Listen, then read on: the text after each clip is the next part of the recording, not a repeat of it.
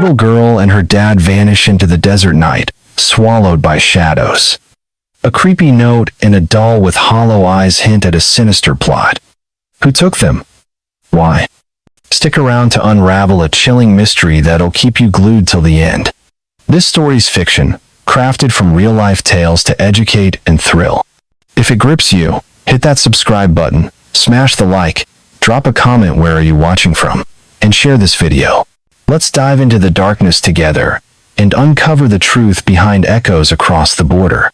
The desert night was pitch black, swallowing every shred of light near the El Paso border.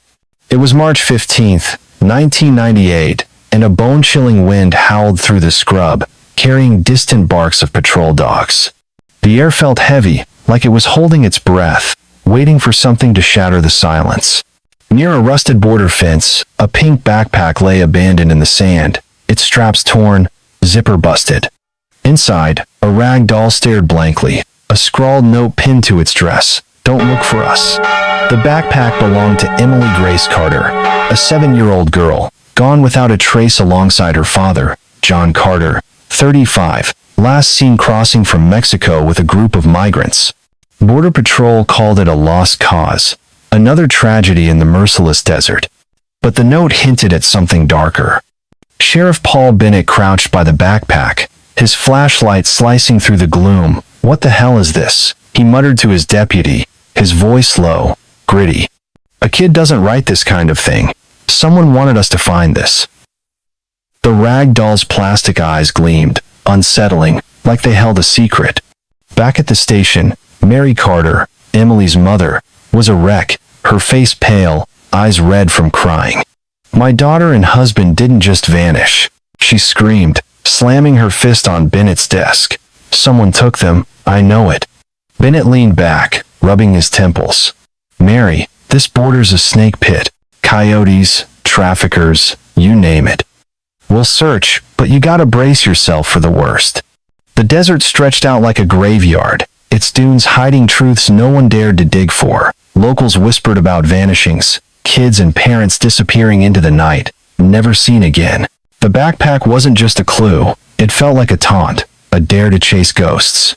Mary clutched a photo of Emily, her blonde curls and gap-toothed smile frozen in time, and John, his arm around her, grinning like life was simple. They were gone, and the desert wasn't talking. Then came the bombshell. A migrant from the same group, shaken and half-starved, stumbled into the station at dawn. "I saw them," he whispered, eyes darting like he was being watched. John was holding Emily tight, near the fence. A man in a black coat, wearing sunglasses in the dark, yanked them toward a black van. They were gone in seconds. Bennett's jaw tightened. This wasn't a lost migrant case anymore. It was a kidnapping. The scene faded with Emily's rag doll lying in the sand, its lifeless eyes staring into the void, as if mocking the hope of finding her. The Carter house in El Paso sat quiet, a brick ranch choked with weeds, its porch light flickering like a dying pulse. Mary Carter, 32, hunched over her kitchen table, clutching a coffee mug gone cold. It was weeks after Emily and John vanished on March 15th, 1998, trying to cross the border for a better life. Mary, a bookkeeper with tired eyes, kept Emily's room untouched, crayon drawings pinned to the walls, a half-built puzzle on the floor, a shrine to her 7-year-old daughter. John's toolbox sat in the garage, gathering dust. Sarah, 12, took on cooking and cleaning, her childhood stolen. Daniel, 9, turned angry, picking fights at school, his fists bruised from punching walls. "Mom, I could have stopped Dad," he muttered one night, voice cracking. Mary hugged him, whispering, "No, honey, this ain't your fault." Sheriff Paul Bennett called it a dead end. "Border's a mess," he told Mary, his voice heavy with pity. "Traffickers probably got him. We ain't got much to go on." Mary slammed her hand down. "My girl's out there, Paul. You telling me to give up?" She spent nights scouring the neighborhood, knocking on doors, showing Emily's photo blonde curls, bright eyes to anyone who'd look. Sarah tagged along, her sneakers worn thin, promising, "We'll find her, Mom. I swear." But the town whispered of other vanishings, families torn apart, swallowed by the desert's secrets. A neighbor, old Mrs. Garcia, dropped a chilling clue. Few days before they went missing, she said, voice low, I saw a black van parked near the border fence. Had a weird star symbol on it, 5 points in a circle. Thought it was just some delivery guy. Mary's heart raced. Was this tied to the man in the black coat? She taped Emily's picture to every lamppost, her hands shaking, hope and dread twisting inside her. Then, a gut punch. A letter arrived, no return address, scrawled in red ink. Stop looking, or you lose them all. Mary stared, her breath shallow, the words burning into her. She called Bennett, who frowned. Could be a prank, Mary, but we'll check it out. Days later, another letter came, this one with a lock of blonde hair, soft and curled, just like Emily's. Mary's knees buckled. It's hers, she sobbed to Sarah, clutching the hair. They've got my baby. Bennett sent it for testing. No clear DNA, just confirmation it was a child's innate DNA. The scene closed with Mary sitting alone, staring at the hair, the letter's words echoing like a death knell, while a shadow moved outside her window, unseen, silent, waiting. 4 years had crawled by since Emily and John Carter vanished into the desert night. It was 1998, no more. The calendar read 2002. El Paso buzzed with whispers of a shadowy outfit called the Covenant, a name that sent chills down spines. They snatched kids and desperate migrants, selling them to rich folks in cities like Denver or Chicago, all under the guise of a fake charity. Mary Carter, now gaunt and hollow-eyed, clung to hope like a lifeline. She'd teamed up with Emma Larson, a hard-nosed reporter who'd lost her own brother to a border crossing gone wrong. Emma's voice was sharp, urgent. Mary, I found something, she said, holding a crumpled map. An old house in the desert, 10 miles out. Word is, it's where the Covenant stashes their goods. They drove out under a moonless sky, the desert swallowing their headlights. The house loomed, a rotting husk with boarded windows and walls stained red, like blood baked into the plaster.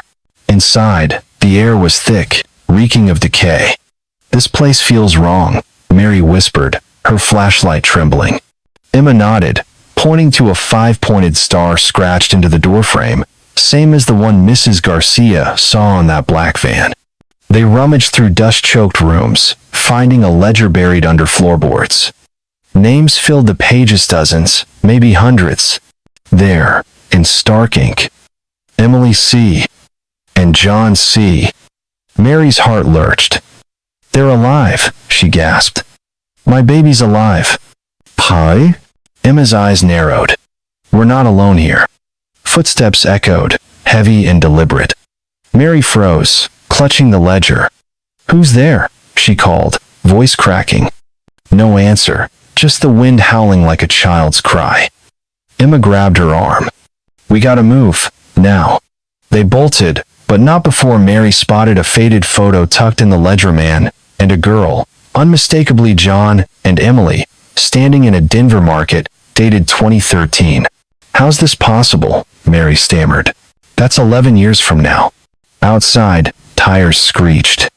A voice, cold as steel, cut through the dark. You're digging graves, Mrs. Carter, it said. A man stepped into view. Victor Hayes, the Covenant's ghost, his face half-shadowed, eyes glinting. Walk away, or you'll never see them again. Mary clutched the photo, her hands shaking. Emma yanked her toward the car, as figures emerged from the dark, closing in. They sped off, tires kicking up dust, but Victor's laugh lingered, chilling, promising retribution. The scene faded with the photo in Mary's lap, Emily's face staring back, a future she couldn't fathom, and the ledger's names burning in her mind, proof of a sinister web, still spinning its trap. 17 years had slipped away since Emily and John Carter vanished into the desert's jaws. It was 2015, and Denver's city lights flickered against a stormy October night. Emily, now 24, lived as Grace Harris, a kindergarten teacher with no memory of El Paso's dusty streets.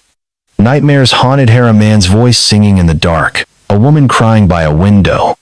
She brushed them off until she overheard her adoptive father, Andrew Harris, on the phone, his voice low, tense.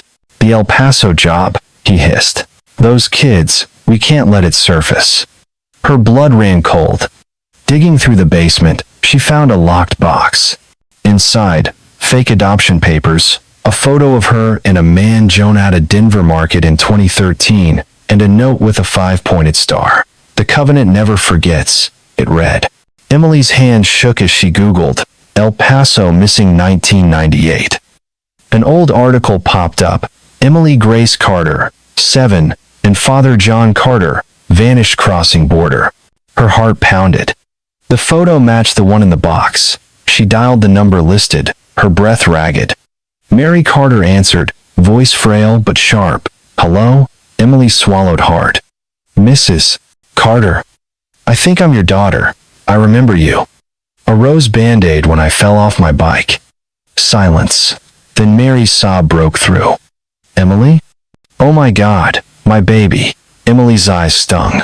"I didn't know, Mom. I thought I was someone else."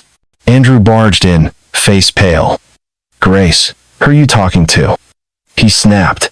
"Stop it now. You don't know what you're messing with." Emily's voice hardened. "I'm not Grace. I'm Emily Carter. Who stole me?" Andrew froze, guilt flashing in his eyes.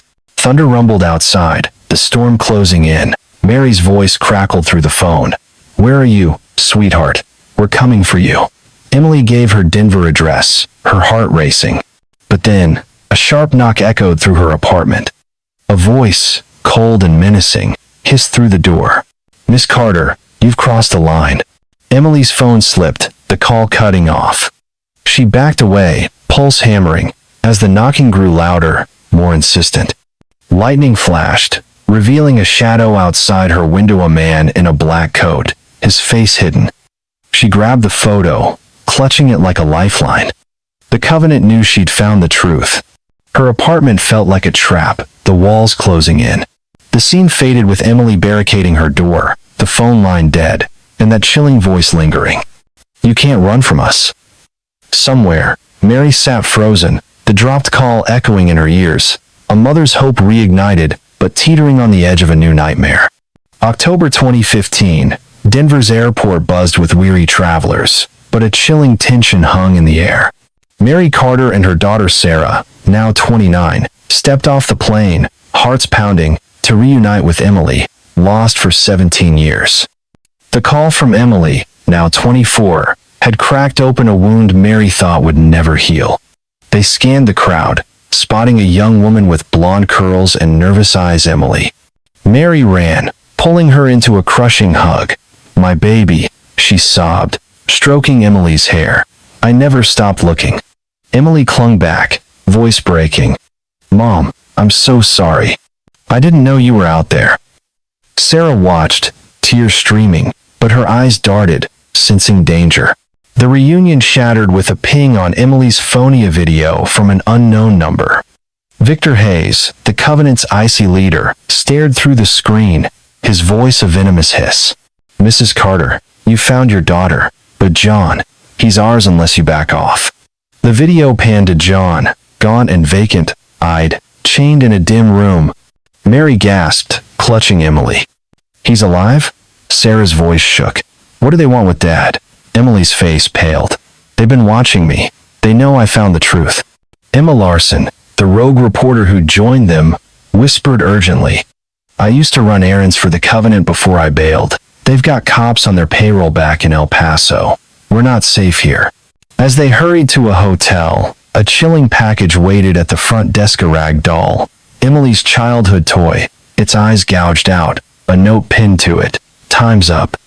Mary's knees buckled. This was hers, she whispered, voice hollow. Emily grabbed the doll, trembling. "They're toying with us." Emma led them to a derelict warehouse on Denver's outskirts, a Covenant hideout she'd tracked. Inside, the air reeked of rust and despair. They found John, slumped in a locked room, muttering nonsense. "Emily?" He croaked, eyes unfocused. Mary fell to her knees, grasping his hand.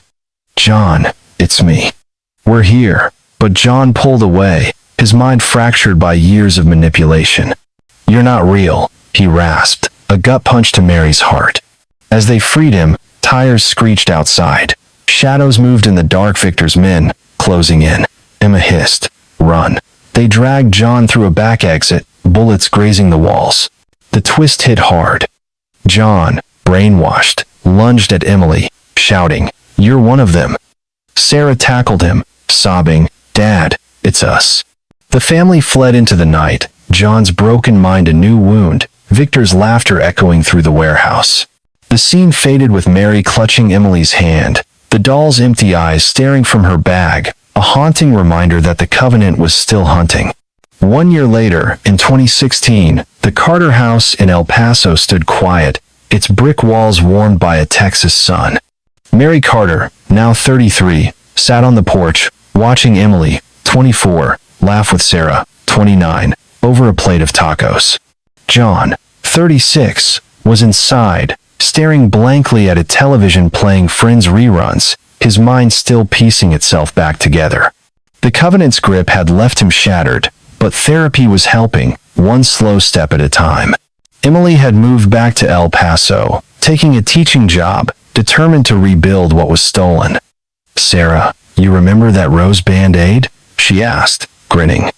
"I still check my knee sometimes, like it's proof I'm yours." Sarah hugged her tight. "You're home, sis. That's all that matters." Emma Larson's leads had cracked the Covenant's web. Federal agents raided safe houses, hauling in low-level operatives, but Victor Hayes, the snake's head, slipped through the net. "He's a ghost," Emma warned, her voice grim over coffee. "The Covenant's still out there, biding its time." Mary nodded, her eyes hard. She turned their home into a hub for families of missing kids, sharing her story to keep hope alive. Emily joined her, speaking at border safety rallies. "I was lucky," she told Daniel, now 26. "I got you guys back. Other kids are still out there, trapped." A therapist, Dr. Rachel Klein, weighed in on their case. "The Carters show love can endure unimaginable pain," she said. "But trauma like this lingers. Reunions need patience, years of it." Her words rang true. John's memories flickered back in fragments, sometimes calling Emily Grace in a daze. Mary held his hand through it, whispering, "We're here, John. We're real." The family leaned on each other, rebuilding trust, but the scars ran deep. The story's warning was stark. The border was a predator's playground. Kids and families, chasing dreams, fell prey to traffickers like the Covenant. Stronger patrols and stricter laws were vital, but so was vigilance. "Parents, watch your kids like hawks," Emma urged at a community meeting. "These monsters don't sleep." The Carters' fight had sparked new border policies, dubbed Emily's Law, tightening checks on migrant crossings. Yet, danger lingered. One evening, Emily found an envelope slipped under her door. Inside, a 5-pointed star and a single line, "We're still watching." Her heart froze. She burned the note, but the fear clung like damp rot. Mary caught her staring into the distance. "You okay, sweetheart?" Emily forced a smile. "Yeah, Mom. Just thinking." The scene faded with Emily glancing out the window, the desert stretching endlessly, hiding secrets that refused to die. A chilling hint that the Covenant's shadow still loomed, waiting to strike.